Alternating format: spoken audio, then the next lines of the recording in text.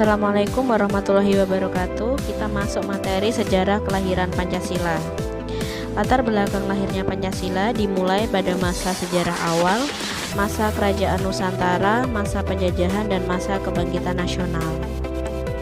Pada masa sejarah awal, pada masa ini nilai-nilai Pancasila sudah tercermin dalam bentuk peninggalan sejak peradaban lama. Nilai ketuhanannya pun juga tercermin dari sarana upacara keagamaan.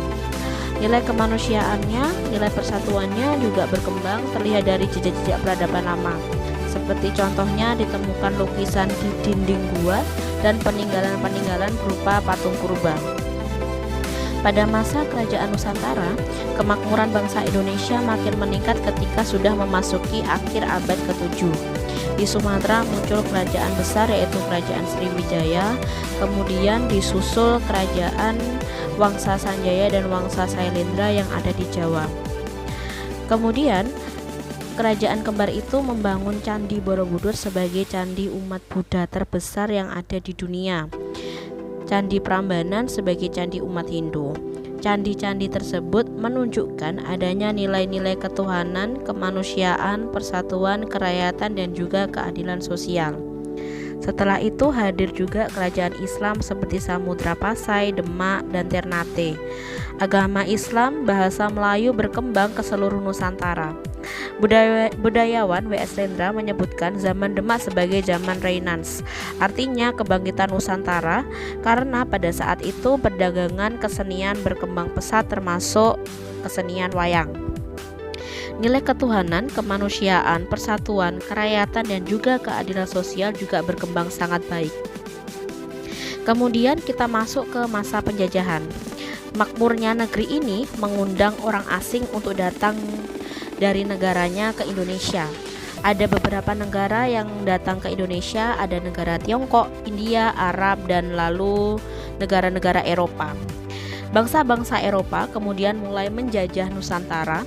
Hal itu dilakukan oleh bangsa Portugis, Spanyol, Inggris, dan akhirnya Belanda yang menjajah selama 350 tahun.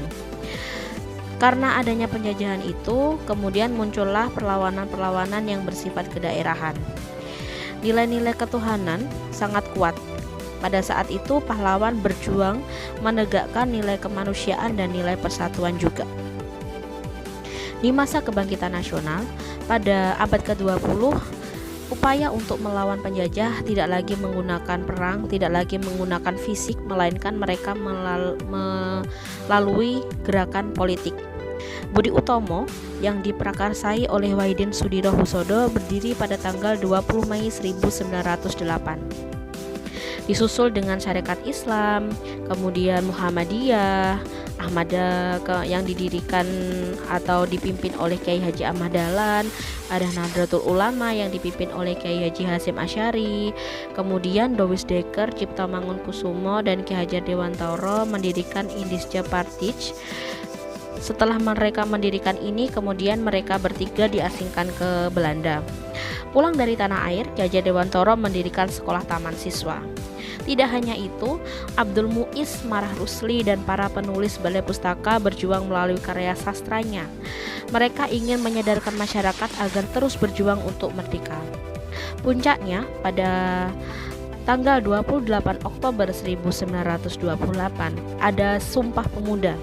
Pada saat itu, para pemuda Indonesia bersumpah untuk bertumpah darah, berbangsa, berbahasa, yaitu satu, Indonesia. Untuk materi perumusan dan penetapan Pancasila sebagai dasar negara akan dijelaskan dengan media peraga. Kemarin kalian sudah belajar materi sejarah perumusan Pancasila dari mulai sejarah kelahirannya, kemudian sejarah perumusannya, BPUPKI, BPKI. Silahkan kalian membentuk kelompok. Tugas kelompoknya apa? Tugas kelompoknya kalian membuat mind mapping bagaimana secara sejarah perumusan dan penetapan Pancasila sebagai dasar negara. Nah, anggota kelompoknya silakan kalian memilih sendiri anggota kelompokmu yang mana, kemudian kalian diskusikan dengan teman-teman satu kelompok. Mind mapping yang akan kalian buat nanti seperti apa, dan hasilnya nanti perwakilan kelompok akan mempresentasikan di depan kelas masing-masing. Paham?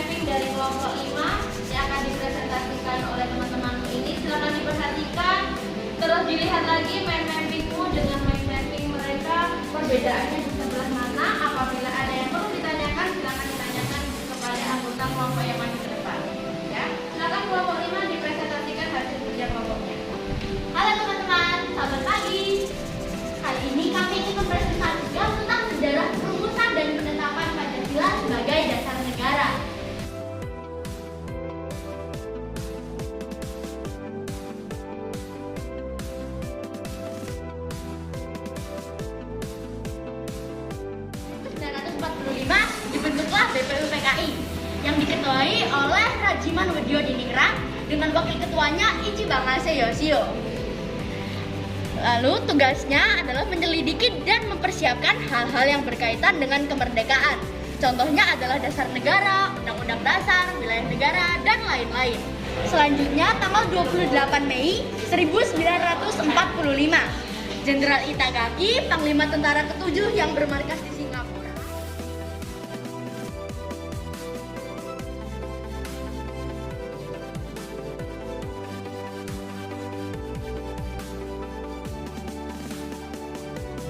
Tadi kalian sudah mendengarkan pemaparan dari kelompok 5 hasil kelompok mind mapping mereka. Saya harapkan nanti kelompok-kelompok yang lain jauh lebih lengkap, jauh lebih bagus dari kelompok 5. Nah, kita tepuk tangan untuk kelompok 5 terlebih dahulu.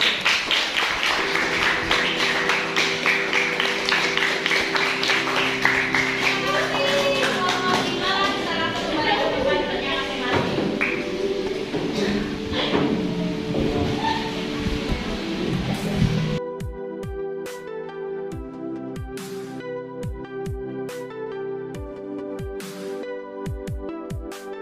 Sudah masuk semua, sudah join semua, silakan. Habis ini saya klik mulai, silakan kerjakan sebagai tolak ukur kalian apakah sudah memahami materi pada pagi hari ini atau belum, ya. Saya mulai ya, 1, 2, 3.